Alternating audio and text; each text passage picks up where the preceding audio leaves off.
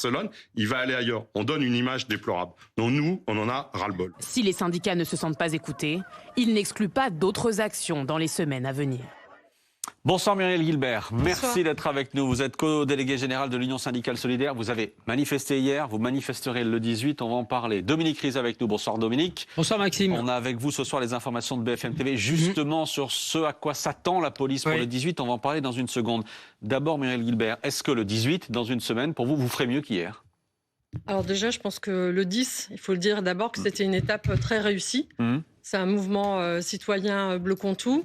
Et notre syndicat a appelé en fait à faire grève aussi ce jour-là du 10 parce que pour nous, c'était vraiment important de marquer la colère sociale et c'est vraiment une première étape avant le 18, qui est une date d'appel intersyndical. Il y a eu du monde hier, près de 200 000 personnes, mobilisation importante, disait le ministre de l'Intérieur. Il n'y a pas eu de blocage généralisé. La France n'était pas à l'arrêt hier. Moi, je pense qu'en fait, ce qu'on a vu, c'est une multiplicité d'actions. Il y a eu certains blocages quand même. Il y a eu des manifestations qui n'étaient pas prévues à ce niveau-là aussi. Je pense qu'il faut le dire à Marseille, à Toulon, mais partout, dans toutes les villes de France, il y a eu des manifestations assez importantes.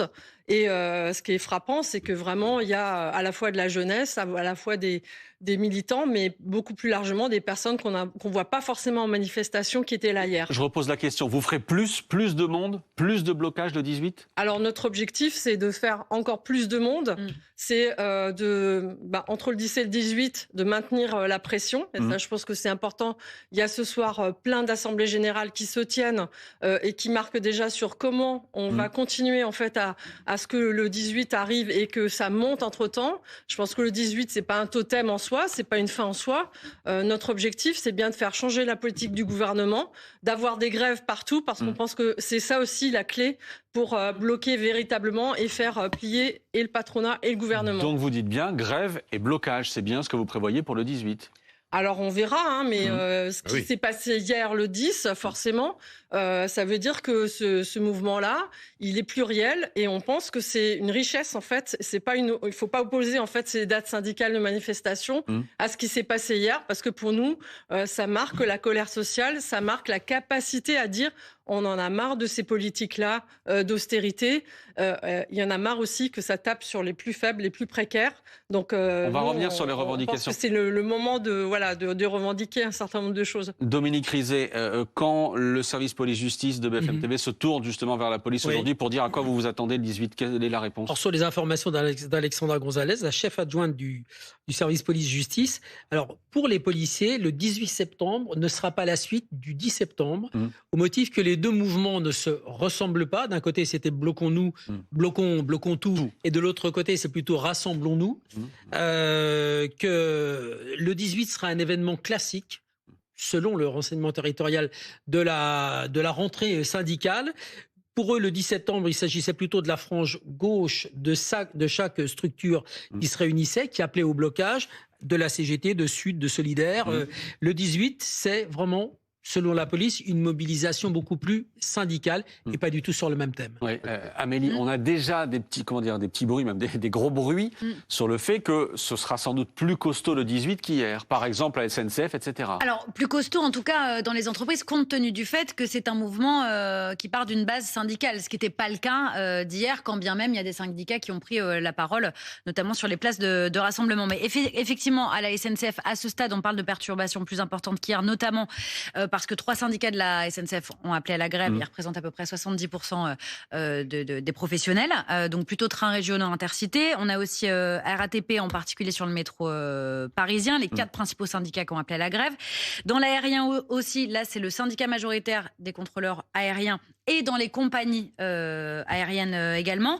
Il y a par ailleurs la colère des VTC sur d'autres sujets, mais en tout cas un appel à la grève et à la déconnexion des plateformes et rassemblement devant le ministère du Travail. Et puis aussi, peut-être vous ne le savez pas, mais les pharmacies, alors là c'est plus particulier, c'est sur une mesure qui était prévue dans le budget de François Bayrou, en particulier sur le paiement des médicaments génériques. Et alors là, tous les syndicats de pharmaciens appellent à fermer les officines. Je précise, les préfets peuvent décider de réquisitionner. Dernière chose, dans l'éducation, parce que si vous nous écoutez, ça vous intéresse, on en saura davantage. Grève dans l'éducation prévue aussi, on en saura davantage 48 heures avant, donc mardi prochain. Yves, est-ce que le 18 fait plus peur au gouvernement que le 10 ? Non. Parce que le 18, c'est la France va être bloquée. Alors là, pour le coup, elle sera à l'arrêt. Tout ça, il n'y a pas eu hier. Vous le signez dès ce soir. Oui, parce que les trains vont pas marcher, le métro va pas marcher, tout ça. Hier, ça marchait, tout ça. Mais quelle est la différence pour un gouvernement? C'est que là, ils ont des interlocuteurs. Là, ils ont en face d'eux des syndicats identifiés, avec des patrons de centrales qui connaissent, avec qui ils dialoguent. La seule chose, c'est qu'il ne faudrait pas que la grève soit reconduite ad vitam aeternam. Alors que hier, c'est un mouvement... vous savez pas trop d'où ça sort. C'est exactement comme les Gilets jaunes. Il n'y a pas d'interlocuteur, il n'y a pas de tête de pont, si vous voulez. C'est complètement différent. Et hier, comme le 18, comme le disait Dominique, c'est un mouvement social connu, syndical. C'est du classique. Alors que hier, c'est du classique. Alors hier, c'est des mouvements qui se répètent. Vous faites la moue, pardon, mais vous faites la moue. Quand même. Parce que hier, c'est quand même. Bon, déjà, je pense qu'il ne faut pas nous appeler les patrons de syndicales parce que c'est un peu bizarre. Mais voilà. Les secrétaires généraux de centrale. Allez, on va y aller comme ça. Et puis, je termine pour hier. Hier, le problème, c'est que comme il n'y a pas d'interlocuteur, on ne sait pas d'où ça sort. Et le problème, c'est que ce genre de manifestation se répète de plus en plus. Vous savez pas d'où... Il y a eu plein de mouvements comme ça depuis les Gilets jaunes, en fait, parce que les Gilets jaunes ont donné des idées.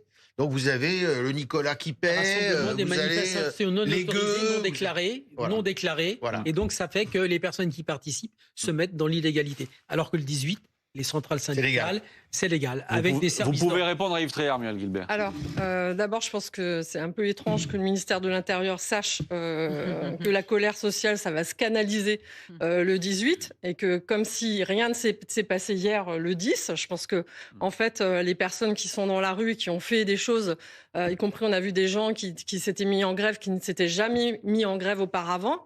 Je pense au secteur de la culture aussi particulièrement. Voilà, toutes ces personnes-là, elles vont pas en rester là.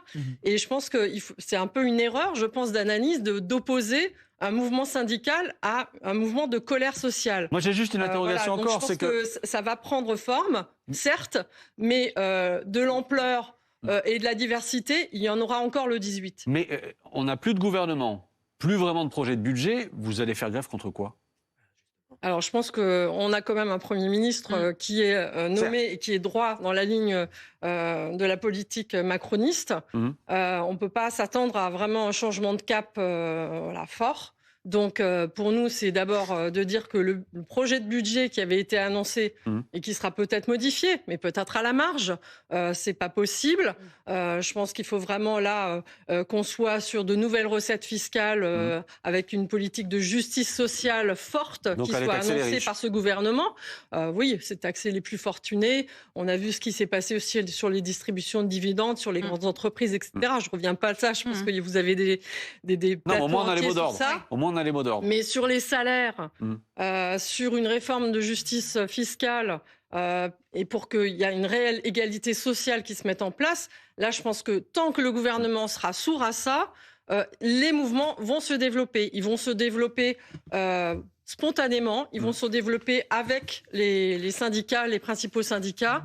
Mais ce qui est clair, c'est que notre objectif, c'est aussi qu'il y ait de la grève, parce que c'est ça qui peut réellement faire blocage. Simplement pour aller dans votre sens, hier à Paris, place des Fêtes, il y a eu des prises de parole, par exemple, syndicales qui étaient organisées par une manifestation qui pourtant n'est pas structurée au sens où Yves on a eu les deux. Merci Muriel Guilbert, merci Dominique Rizet d'avoir été en plateau pour ce 20h BFM. L'autre grand titre à la une ce soir, ça concerne l'enquête sur la mort d'Agathe Hilleret, cette jeune femme de 28 ans retrouvée morte en mai dernier en Vendée après être partie faire son jogging.